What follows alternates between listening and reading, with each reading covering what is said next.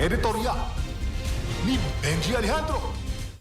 Mga kaabante, silipin po natin itong bagong accessible travel policy ng Department of Transportation. Maganda ho ang layunin, gawing mas inklusibo ang biyahe sa mga tren ng ating mga persons with disabilities, mga senior citizens at mga buntis at iba pa ano.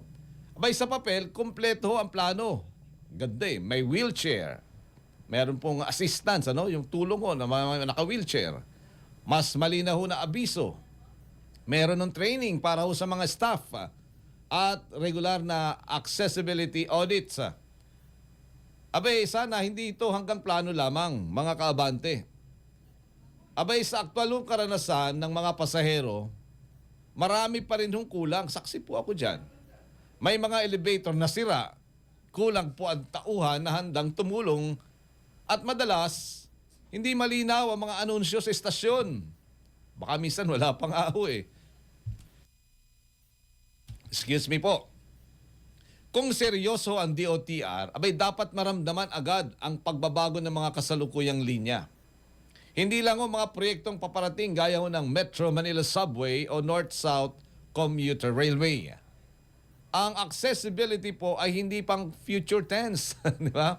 Kundi ngayon para sa present time. Sabi nga, present tense. Ito'y para ho naman sa kasalukuyang panahon, kasalukuyang pangangailangan.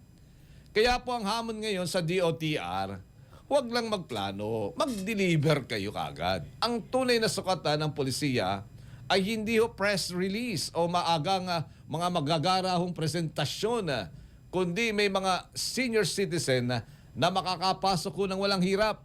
Yun. Kung may mga PWD na makakasakay kaagad ng may dignidad at kung may mga buntis na makakahanap po kaagad ng komportableng espasyo sa tren. Kung hindi ho ito agad mararamdaman ng mga pasahero, mananatiling pangako lang ang inyong mga plano. Gawa muna bago ngawa.